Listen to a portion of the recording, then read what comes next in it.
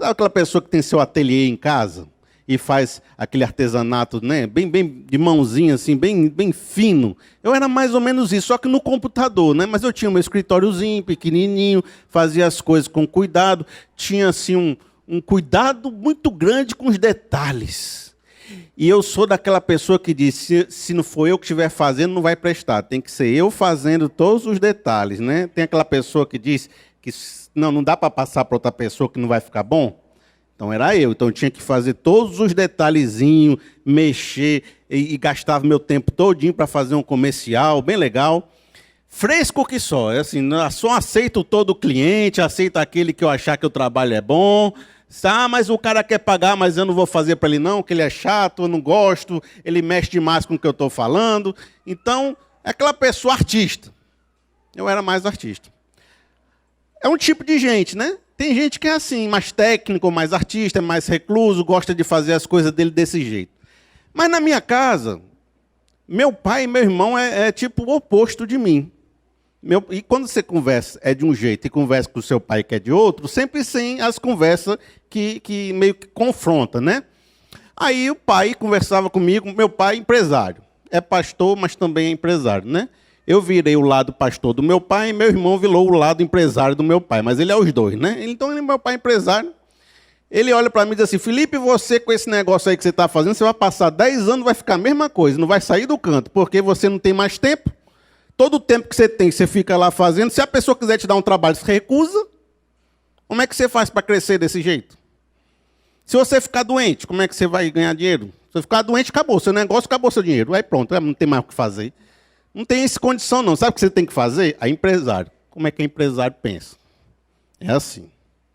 Você contrata 10 caras igual você.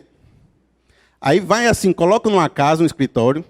Aí você vai em cada agência de publicidade, fazendo a venda do serviço, põe para eles fazer e você fica gerenciando todo mundo. Aí você vê as demandas que estão acontecendo na sociedade e você gira um negócio para atender essas demandas. Quando você vê, você está tendo um fluxo de trabalho, não precisa mais dizer não para nenhum cliente e está atendendo todo mundo e você fica legal. Meu pai, né? E eu lá, querendo fazer com a minha mãozinha as coisinhas, e ele já pensa no sistema maior. Outro dia, quando a gente trabalhava lá na Santos Dumont, fui trabalhar com ele uma época, 6 meses. Os piores 6 meses, né? Porque tinha que fazer contas... Já pensou um artista fazendo contas a pagar e a receber? É a morte. Não existe, não. Aí estava lá. Aí, controle de estoque, né? Aquelas coisas. Aí estava trabalhando. Aí tinha uma livraria do lado que estava fechando, vendendo. Aí o pai falou, vamos comprar a livraria? Eu falei, como é que é, pai? Tu não trabalha com livro, tu não trabalha com isso, não sei o quê. Mas o empresário não tem negócio de trabalha com isso ou não, é um negócio. Aí ele olha assim e falou assim, não. Eu falei, pai, o que tu ia fazer nessa livraria? Se está fechando é porque não deu certo.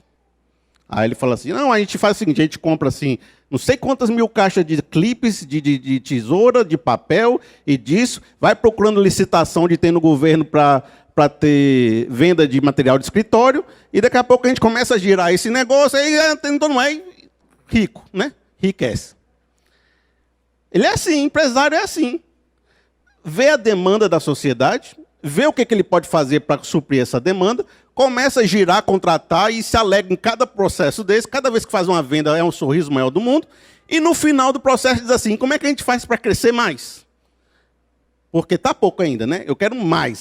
Se for necessário, a gente vai para Rio Grande do Norte, para Pernambuco, para Salvador, para Sergipe, vai fazendo, multiplicando as franquias e vai chegando mais longe. É um tipo de pensamento muito legal. Meu irmão dizia um negócio que eu nunca esqueci. Ele falou assim, meu irmão fez economia, né? Ele dizia o seguinte, João Marco, qual é o melhor investimento? Eu perguntando, sobrou R$100 na poupança, eu quis, né, conversar com ele, como é que faz o investimento? Ele fala assim, olha, todo investimento tem risco.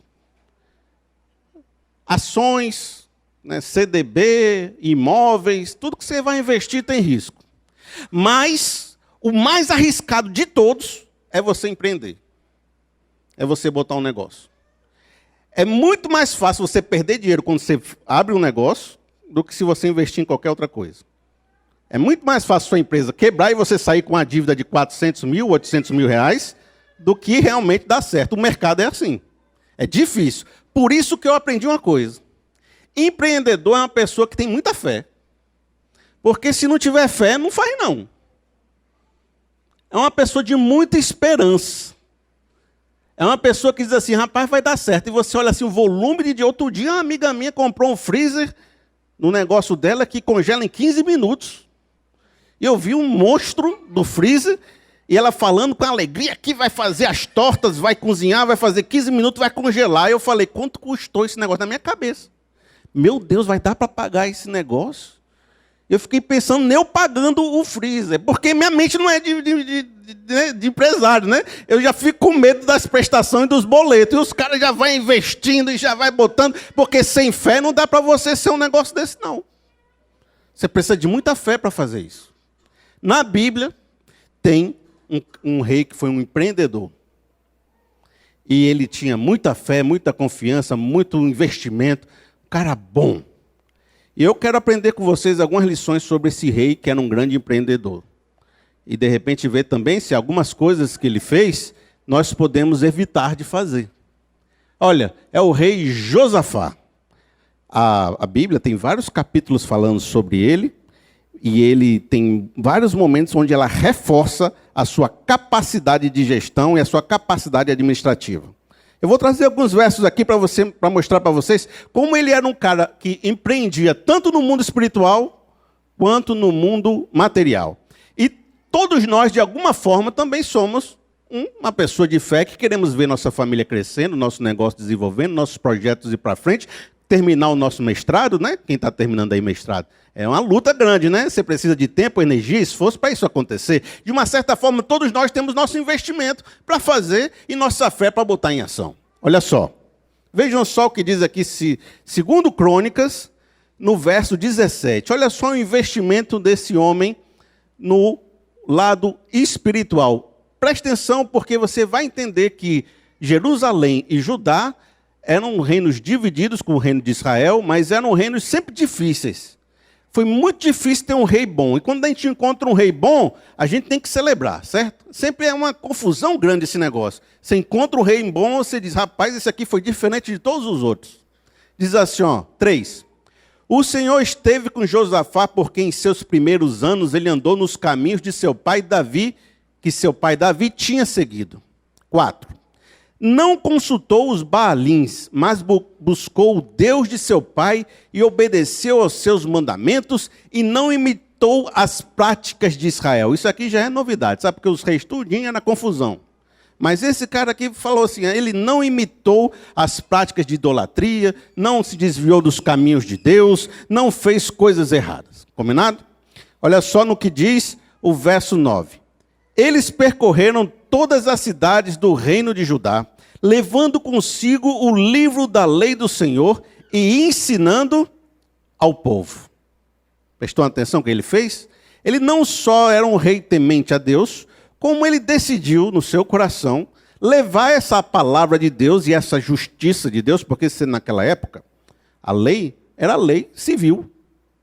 Então ele estava levando juízes e justiça e lei para um povo que estava sem lei. E ele levou nas cidades vizinhas a palavra de Deus, formando uma unidade espiritual e também de legislatura para aquele povo tudinho, formando uma identidade de nação. Olha só, eles percorreram todas as cidades do reino de Judá, levando consigo o livro da lei do Senhor e ensinando o povo. O temor do Senhor caiu sobre todos os reinos ao redor de Judá, de forma que não entraram em guerra com Josafá.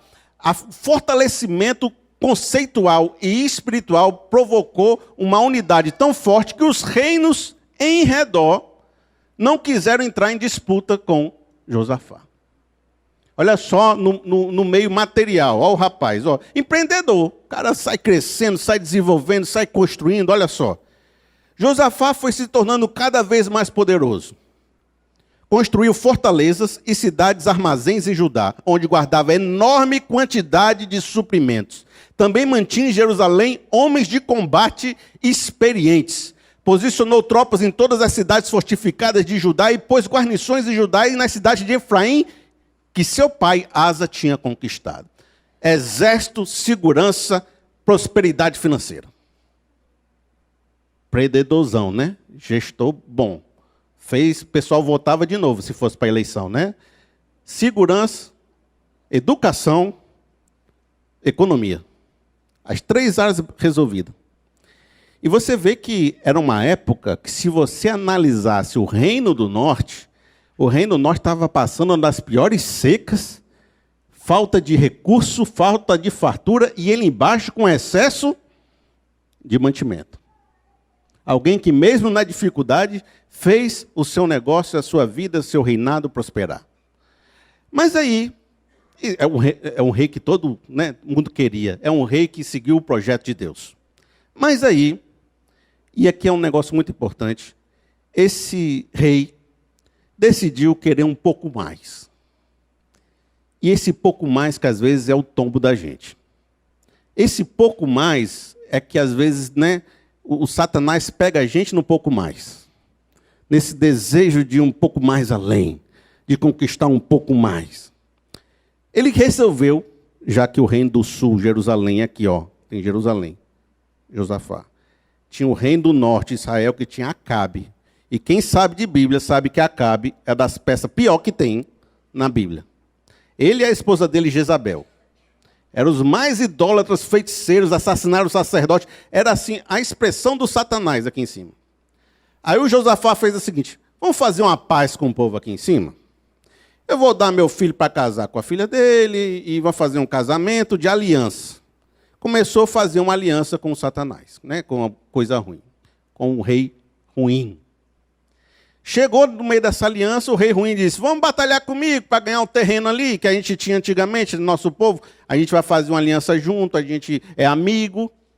Começou a querer ganhar mais terreno com aliança com quem não devia, fazendo o que não devia. Dito e feito. Quando foi guerrear, teve que sair fugido, destruído, mesmo sendo um empreendedorzão. O Acabe morreu e ele saiu quase se morrendo também. Quando chegou na sua cidade, o profeta de Deus, na hora se levantou, disse assim: eu não disse? Está vendo? Foi se meter com Satanás, saiu queimado. Quem dança com Satanás sai queimado. Foi se meter, foi querer crescer a qualquer custo, não importando com quem se alia. É que nem negócio de governo, né? A pessoa, uns 3 anos de governo, era bem bonzinho, começou a se aliar com o pessoal ali, né? Depois, ficou ruim. Foi começar a fazer as alianças que não tem que fazer, tá aí Lava Jato atrás de você. Não é não? Rapaz, tu era um rei bom. Aí Josafá levou uma repreensão do tamanho do mundo do profeta de Deus. Vejam só, esse é um ponto que eu quero deixar com vocês mais firme agora. Cuidado com o mais. Tem crescimento que não vale a pena. Tem crescimento que não é fruto da sua fé de empreendedor. Tem crescimento, tem dinheiro que te arranca a vida. Tem trabalho que acaba com a sua família. Tem negócio que é a porta do Satanás na tua história. Tem negócio que não vale a pena. Cuidado de querer crescer a todo custo, não importando com quem você faz aliança ou como você faz o crescimento. Porque há uma diferença entre ter fé e acreditar no futuro e ter orgulho e acreditar em si mesmo. Entendeu a diferença? Porque, eu vou dizer a diferença. Quando você acredita no seu desejo de querer mais, você está acreditando em você mesmo, no seu orgulho, e está dando vazão aos seus desejos do coração. Pode ser que sejam até desejos bons, mas, via de regra, pode ser que te leve para uma ambição desenfreada, para um tipo de coisa que não vale a pena. Então, isso não é fé. Isso é confiança, é pensamento positivo, é ser um cara assim que acredita demais e quer fazer tudo. Fé é diferente disso. Porque isso, esse pensamento positivo de que tudo vai dar certo, não importa o que eu fizer, parte do seu coração. A fé parte daquilo que Deus revelou para você. Porque sem Deus, ou sem a palavra de Deus, é impossível ter fé. Porque fé é confiar na promessa de Deus. Fé é confiar na palavra de Deus. Fé é a esperança em Deus. Por isso, se eu faço algo nesse mundo, segundo o propósito de Deus, segundo a palavra de Deus na minha vida, eu estou exercendo a fé. Se eu faço segundo os desejos do meu coração, eu estou sendo apenas uma pessoa confiante, com um pensamento positivo. O pensamento positivo tem a ver com o que eu acredito que pode dar certo. A fé tem a ver com o que Deus revelou na minha vida e falou através da palavra de Deus na minha vida. Entendeu a diferença? Por isso, ser um cara muito confiante pode ser que esse mais seja de Deus e pode ser que esse mais seja de Satanás. Depende de como você está andando e colocando a sua energia. Pode ser fé ou pode ser só um orgulho, uma confiança muito grande. É uma diferença.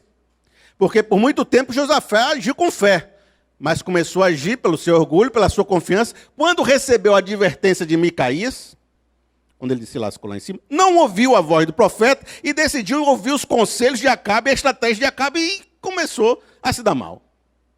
Não ouviu os conselhos de Deus, não ouviu a palavra de Deus e tomou uma decisão errada. Por isso, cuidado com o mais. O mais pode ser um caminho de destruição na sua vida. Josafá errou, confiou em quem não devia confiar, Deus o repreendeu severamente. Então, ele voltou e disse, vou fazer as coisas direito. Quem nunca precisou ter uma segunda chance e refazer a vida, não é não? Às vezes a gente faz umas coisas erradas na vida, principalmente quem está mais velho sabe disso. Os novinhos acham que nunca vão errar, né? Com os que estão de 40 para cima, sabe que já errou algumas vezes na vida e que precisou refazer os caminhos que tinha feito errado. Josafá começou, voltou, o que é que ele fez? Abriu fortaleza, pegou gente, né? Conseguiu mais recursos, empreendedorzão. Voltou, começou a ganhar dinheiro de novo. Parece aquele empregado que zera e daqui a pouco você olha de novo, está rico de novo, né? O cara, ele vai e começa de novo, fazer tudo que sabe fazer, começou a fazer tudo certo, começou a ficar forte e foi um rei bom de novo. Aí, como as coisas acontecem na vida, parece que os desafios estão tranquilos um dia, no dia seguinte vem um desafio impossível bater na sua porta. Olha o que acontece em 2 Crônicas 20, no verso 1. Depois disso, os moabitas e os amonitas, com alguns dos meunitas, entraram em guerra contra Josafá. Então informaram a Josafá, um exército enorme vem contra ti de Edom, do outro lado do Mar Morto, e já está em Azazon Tamar, isso é, em Gedi. Esse já está dizendo, rapaz, é urgente, ó, o pessoal está vindo marchando contra você. No verso 12, ele fala uma característica que nos explica a situação dele em comparação a esse povo que está vindo guerrear. Diz assim, ó, não temos força para enfrentar esse exército imenso que está nos atacando. Não sabemos o que fazer. Ou seja, agora ele vai enfrentar um novo desafio na vida dele. E é um exército tão grande que mesmo ele tendo feito cidades fortificadas, sendo um empreendedorzão e grande fazendo exército, ele não tinha condições físicas e humanas de combater esse exército. Qual vai ser a atitude desse rapaz agora? Ele seguiu os conselhos do Acabe, se deu mal. Agora ele se vê diante de um grande desafio depois de ter recebido a repreensão de Deus. Antes da gente entrar mais forte nisso, eu quero dizer uma coisa para você. Esse cenário de um reino, né, de um ataque impossível de resistir, de um exército que se reúne para atacar a nossa vida, é algo mais comum do que a gente imagina. A vida, às vezes, acontece coisas que a gente administra normalmente. Nessa você nem pede oração para os irmãos. Tem que pagar aquele boleto? O que você fez? Ganhou dinheiro, pagou o boleto. Teve resfriado, teve uma infecção, tomou um antibiótico, tomou, resolveu, foi no médico, deu tranquilo. Às vezes vem uma doença que você não consegue combater. Às vezes vem uma situação na vida que é além das suas forças. E nessa hora, nesse momento, onde você reconhece que os seus exércitos não são possíveis para administrar sua confiança, ou seja, mesmo que eu lute com todas as minhas forças, eu vou perder. Acabou minha confiança. Em mim mesmo, no meu orgulho. Para onde você olha? Nesse momento. Quando você perde toda a sua confiança na sua força, onde vai a sua esperança? Para Deus. E nesse momento, você vai perceber que Josafá, em vez de ter aquela confiança orgulhosa de que pode fazer tudo, pode ganhar de todo mundo, ele decide olhar para Deus E assim como Paulo fala lá em Romanos, acho que é Romanos, diz assim, Coríntios. Por isso me glorio nas fraquezas, nas adversidades, nas tribulações, porque quando sou fraco, é que sou forte. É no momento onde ele se percebe fraco, que ele fortalece a sua fé. Olha só o que vai dizer, então, aqui, 2 Crônicas 20. Alarmado, Josafá decidiu consultar o Senhor. Isso aqui é muito legal, porque da última vez ele consultou Acabe e as estratégias de Acabe. Ele decidiu consultar o Senhor e proclamou um jejum em todo o reino de Judá. Reuniu-se, pois, o povo vindo de todas as cidades de Judá para buscar a ajuda do Senhor e orou: Senhor, Deus dos nossos antepassados, não és tu o Deus que está nos céus? Tu governas sobre todos os reinos do mundo. Força e poder estão em tuas mãos e ninguém pode se opor a ti. E engraçado que, se você for ler o texto todo mundo de Judá se reuniu no pátio, todo mundo se juntou para fazer jejum, para orar, para perguntar para Deus o que deve fazer. Aí, nesse momento, Josafá, ele invoca uma promessa feita a Salomão na época da construção do templo. É como se ele voltasse no passado para uma palavra e uma promessa de Deus e resgatasse essa promessa para hoje. Ele diz o seguinte: se alguma desgraça nos atingir, isso é uma promessa que Deus fez a Salomão na época da construção do templo. Seja o castigo da espada, seja a peste, seja a fome, nós nos colocaremos em tua presença diante deste templo, pois ele leva o teu nome, e clamaremos a ti e em nossa angústia, e tu nos ouvirás e nos salvará. Aí vem aquele verso que eu falei no verso 12, não temos força para enfrentar esse exército imenso que está a nos atacando. Não sabemos o que fazer, mas os nossos olhos se voltam para ti. É interessante essa frase. Eu reconheço que eu não tenho mais força, mas a minha fé está no Deus do impossível. Segunda coisa que eu quero que você leve para a sua vida hoje. Nos dias difíceis de nossa vida, que são corriqueiros e eles voltam a acontecer, precisamos buscar os conselhos de Deus e não de Acabe. Aqui há uma mudança significativa da postura de Josafá. Ele não tomou mais uma postura de consultar e ir pelo seu próprio orgulho e se voltou para Deus. E é esse conselho que eu quero dizer para você. Nos dias mais difíceis, busquem a Deus. Deus é o princípio fundamental da sabedoria. O temor do Senhor é o princípio da sabedoria. É buscando a Deus que nós encontramos as melhores respostas e caminho para a nossa história. Felipe, eu entendi. Como eu posso fazer isso? O próprio texto nos deu a dica. Ele disse o seguinte: ele invocou uma promessa de Salomão, não foi? Então, na verdade, como a Bíblia ainda não era escrita dessa forma como a gente tem hoje, ele estava invocando uma palavra que Deus disse. Hoje nós temos a Bíblia mais organizada. E nós podemos recorrer às palavras que Deus deixou para nós. Então, uma das maneiras de você consultar a Deus é consultando a sua palavra. É consultando as suas promessas, aquilo que Ele deixou para nós. Por isso que às vezes se diz aquele jargão, né? Quando você quer falar com Deus, você ora. Quando você quiser escutar Deus falar, você lê a palavra de Deus. É um jargão, mas é legal, é bacana e mostra que muitas vezes Deus é o mesmo ontem, hoje e eternamente. E as suas palavras não vão se cair, deixar de se cumprir. E se você ler na palavra de Deus uma palavra de confiança, de promessa, de conselho para a sua vida, ela é muito importante para você continuar guiando a sua história, a sua vida. Por isso que o Salmo diz assim, o Salmo 119, esse é um salmo que invoca e alegra e fala do poder da palavra de Deus, diz assim: ganho entendimento por meio dos teus preceitos, por isso odeio todo caminho de falsidade.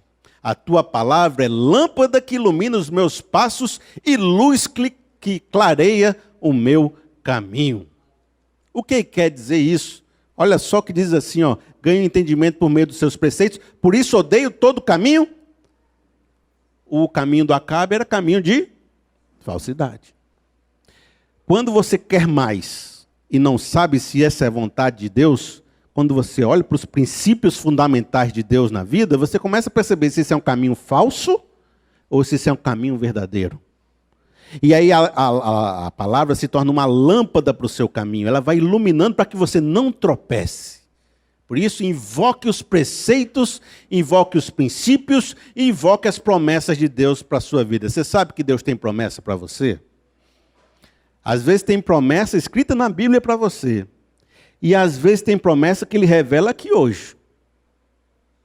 Quem crê, só para quem crê, né? Tem promessa que Ele diz para você aqui, assim, específica para o teu caso e para a tua história. E como é que a gente pode ouvir essas promessas mais específicas? Também o texto nos orienta. O que falou lá? Ele reuniu todo o povo para adorar, para jejuar e para orar. Como é que eu posso ouvir Deus falar comigo? Buscando a Deus em oração, em comunhão, em jejum e estando ali na presença de Deus. Ah, mas eu vou orar, nem escuto Deus falar. Mas às vezes você está orando 10 minutos, meu amigo. Você diz que ora, mas é aquela oração do almoço, né? Senhor, abençoe esse alimento, em nome de Jesus, amém. Tem muita gente que diz que não escuta Deus, mas também não busca Deus. Qual foi a última vez que você ficou em batalha de oração? Ficou uns 5 dias orando seguido por uma causa. Buscou a Deus de todo o coração. Fez um jejum. Qual foi a última vez que você fez um jejum?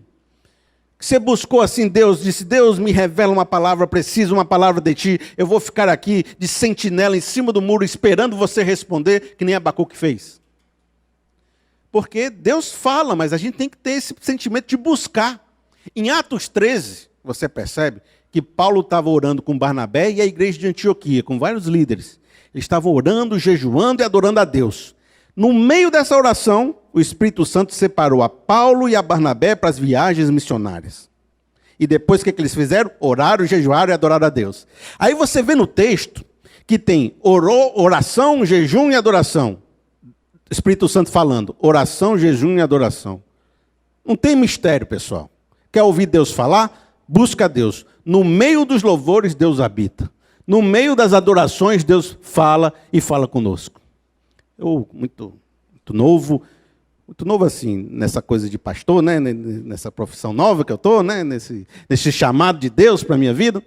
No começo, na minha cabeça, eu já era pastor e vocês nem sabiam, né? No começo, Deus dá aquele sementinha no coração da gente, e a gente já fica se imaginando, né, exercendo o ensino e falando, ainda que o povo não perceba, né? Eu estava lá já tendo as minhas visões e os meus chamados.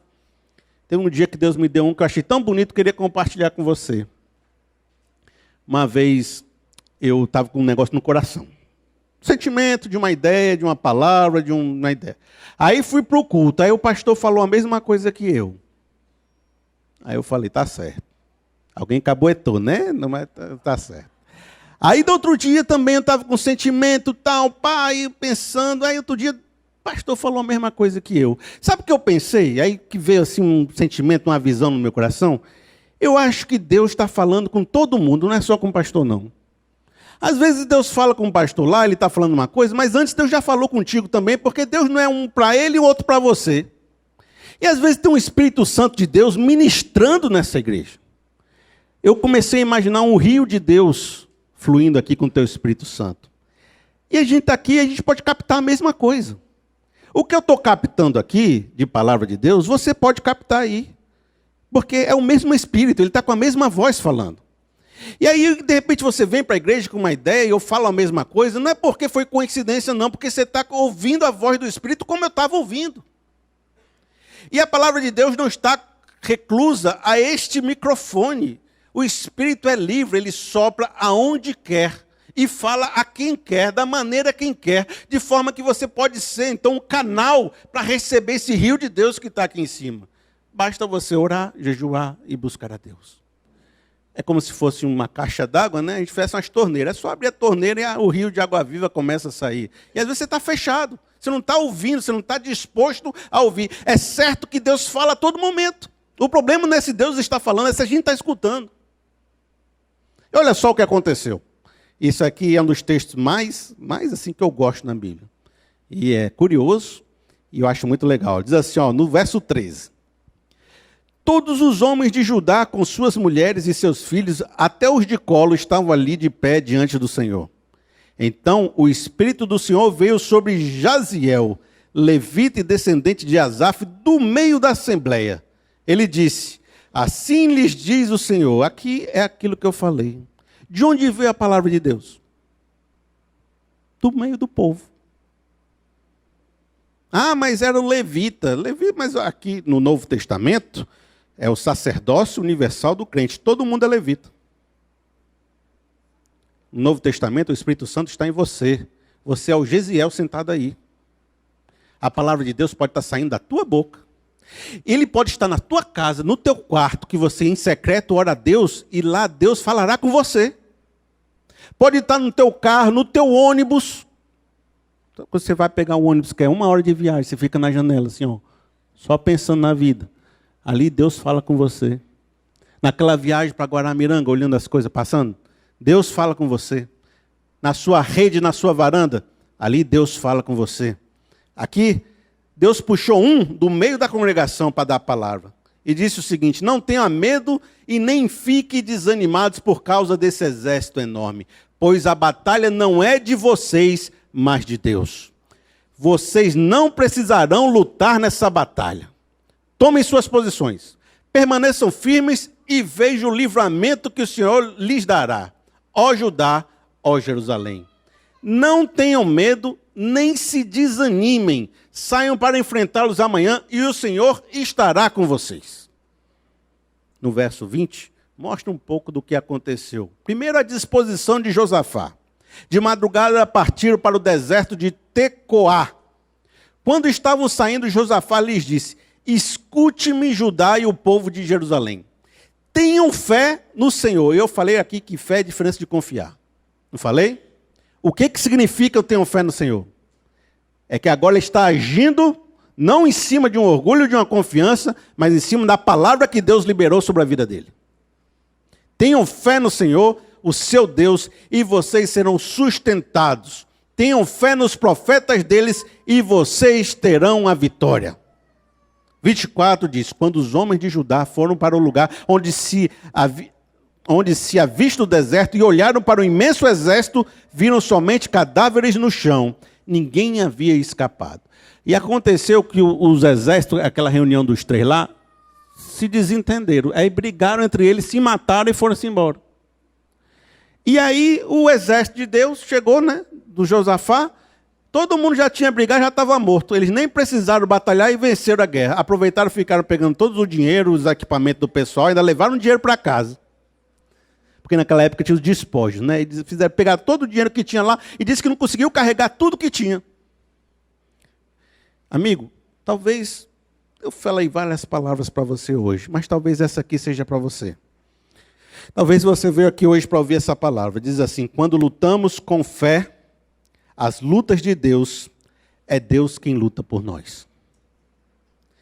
Talvez Deus tenha dito para você hoje: amigo, tenha fé. Nessa luta que você está vivendo, é Deus que vai lutar por você. Esse grande inimigo que você não sabia como vencer, fique firme, não desanime. Deus vai lhe dar a vitória. Quem sabe não é isso? Quem sabe você não deve exercer sua fé agora e dizer: é para mim, foi Deus falando para a minha história. Vou até repetir para você, escute aí para a sua vida. Vou dizer de novo, não tenham medo, não fiquem desanimados por causa desse exército enorme. Dê um nome para o seu exército agora, o seu exército inimigo. Não fique desanimado por causa dessa sua causa. Pois a batalha não é de vocês, mas de Deus. Vocês não precisarão lutar nessa batalha. Tomem suas posições, permaneçam firmes e vejam o livramento que o Senhor lhes dará. Ó Judá, ó Jerusalém, ó Henrique, ó Augusto, ó Suzana, ó Cris.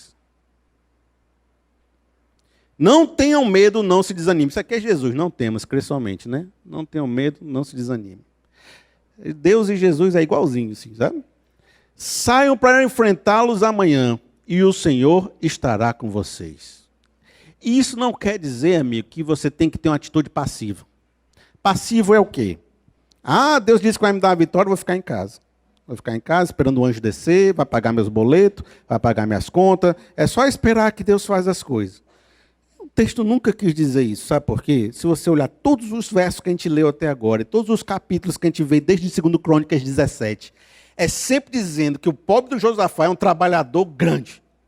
E sai para batalhar, e sai para multiplicar, e sai para fazer exército, e sai para fazer fortaleza. Nunca é um cara preguiçoso que deixa as coisas para lá. E o texto diz, fiquem firmes e vão lá batalhar. Por isso não é um chamado à preguiça, a não fazer. É dizendo que, amigo, você fizer as coisas sem Deus, não vai adiantar.